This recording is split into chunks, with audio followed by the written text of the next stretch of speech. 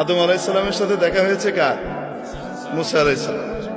তো মুসা আলাইহিসসালাম আদম আলাইহিসসালামকে বলছেন, আব্বাজান, আল্লাহ তাআলা এত কিছু জান্নাতে আপনাদেরকে দিয়ে রাখলো, শুধু একটা গাছ, এটার কাছে যেতে না করলো, এটা না খাইলে হতো না?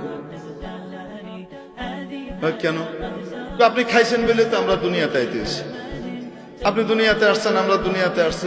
আইসা যে ফেরাউনের কবলে পড়ছে, জ্বালায় মারতেছে। যুগে যুগে ফেরাউন, পুরুষ ফেরাউন, মহিলা ফেরাউন জ্বালায় শেষ করে দেয়। এক এক সময় এক এক ফেরাউন আসে। এই যে আমরা এখন কি করতেছি, জ্বলতেছি। আপনি কেন খাইলেন এটা?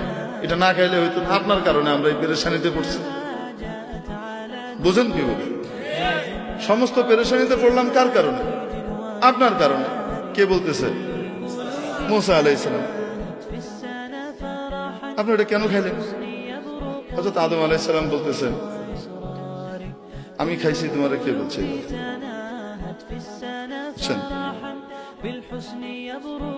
মুসা আলাইহিস সালাম বলেন, আমি বলে আপনাদের বাবার ছেলেদের মধ্যে সাধারণত 2 নম্বর ছেলে যেটা হয় বাচ্চা, এটা চেতা টাইপের হয় সাধারণত। আল্লাহ তাআলা এটারে বানান শত্রু বাহিনী এসে যেন তার বাবার জমি টমি দখল করে নিতে না পারে। আর বড়টাকে বানান আল্লাহ তাআলা অনেক বুদ্ধিমান হয়, কিন্তু বেকুবের মতো থাকে, একটু সাদা সিধা থাকে, ওটা ঠান্ডা থাকে। আল্লাহ বানানি ঠান্ডা, কারণ সবাইকে লয়ে চলতে হবে, ভাই বোনগুলোর ভিতরে যেন মিল মহব্বত রাখা যায়। সাধারণত এই বুদ্ধিটা আল্লাহ তাআলা বড়টাকে দিয়ে রাখেন। আবার কখনো এটা বিপরীত ঘটে। ঘটে কি ঘটে না? তো আদম আলাইহিস সালামের যে পোলাপাইন আছে, এরা সবাইকে সমান। হ্যাঁ, সমস্ত নবীরাই আদম আলাইহিস সালামের আওলাদ, কিন্তু আদম আলাইহিস সালামের আওলাদের ভিতরে মুসা আলাইহিস সালাম হলেন মাইজা পোলার মতো, কাউরে ছেড়ে দেন। খোদ রাসূল সাল্লাল্লাহু আলাইহি সাল্লাম যখন মেরাজে যান, সহিহ মুসলিমের হাদিস, যখন রাসূল সাল্লাল্লাহু আলাইহি সাল্লাম কোথায় যান? মেরাজে যান। জিবরাইল আলাইহিস সালাম এক এক জায়গায় নিয়ে যাচ্ছেন। আপনারা বিরক্ত হচ্ছেন? আচ্ছা, নিয়ে যাচ্ছেন, এক এক আসমানে যান, এক এক নবীর সাথে দেখা হয় এবং মুসা আলাইহিস সালাম পরিচয় করিয়ে দেন। প্রথম আসমানে দেখা হয়েছে হযরত আদম আলাইহিস সালামের সাথে। রাসূলুল্লাহ সাল্লাল্লাহু আলাইহি সাল্লামকে পরিচয় করিয়ে দিচ্ছেন জিবরাইল আলাইহিস সালাম, হাদা আবুকা আদম, ইনি আপনার আব্বা আদম আলাইহিস সালাম, ফাসাল্লিম আলাইহি, ওনাকে সালাম দেন। এটা প্রটোকল। তো হযরত আদম আলাইহিস সালামকে কি করতেছে?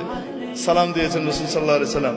আদম আলাইহিস সালাম উঠে দাঁড়িয়েছেন, সন্তানকে সম্ভাষণ জানিয়েছেন, মারহাবান বিন নবিয়্যিস সালেহ ওয়াল ইবনিস সালেহ, ও আমার প্রিয় সন্তান, ও প্রিয় নবী, শুভেচ্ছা, স্বাগতম।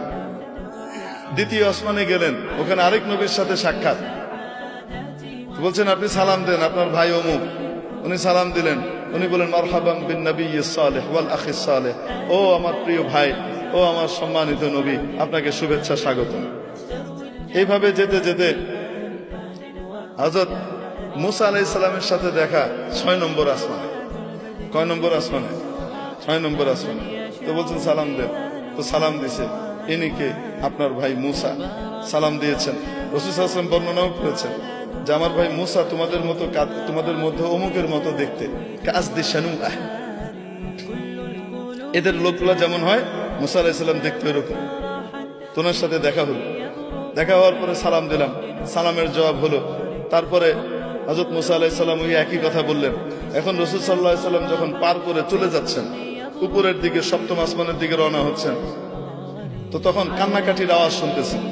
কেঁদে কেঁদে কেউ বলতেছে, আল্লাহ, এটা কোনো ইনসাফ? আমার পরে আসছে আর আমার আগে উপরে চলে যেতেছে, এটা কোনো কথা? এটা কিসের ইনসাফ? আমি কত কষ্ট করছি এসে।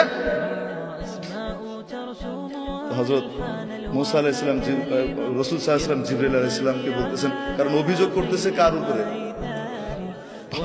ভয়ঙ্কর কথা, আল্লাহরে থ্রেট দিচ্ছে, এটা কিসের ইনসাফ?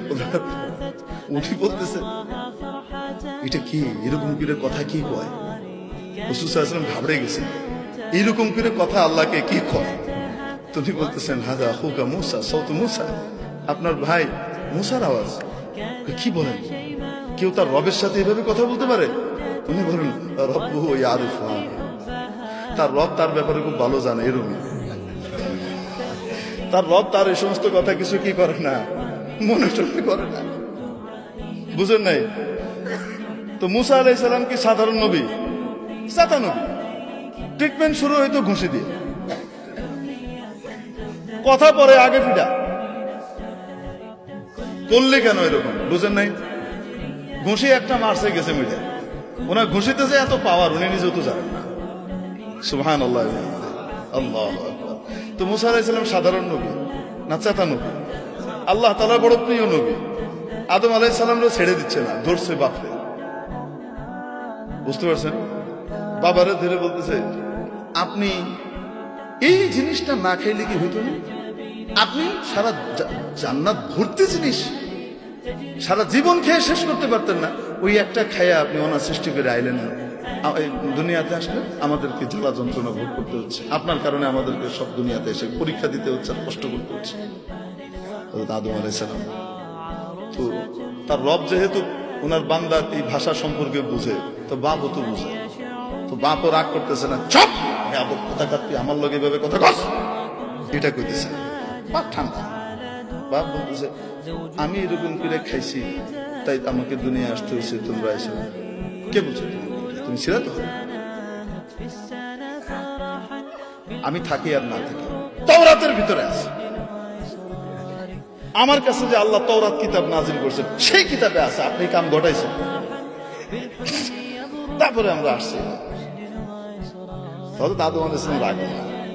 আদম আলাইহিস সালাম জিজ্ঞেস করেন, আচ্ছা তাওরাতের ভিতরে আছে, তুমি তোমার তাওরাত সম্পর্কে জানো? তাওরাত কবে লেখা হয়েছে? হ্যাঁ জানবো না কেন, কবে লেখা হয়েছে?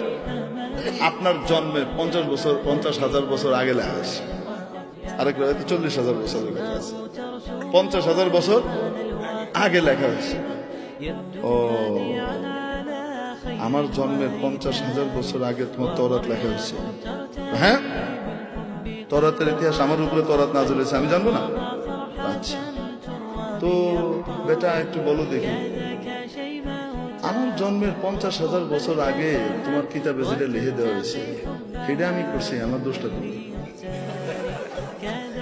আমি করছি না, উনি চাইছেন তাই করছি।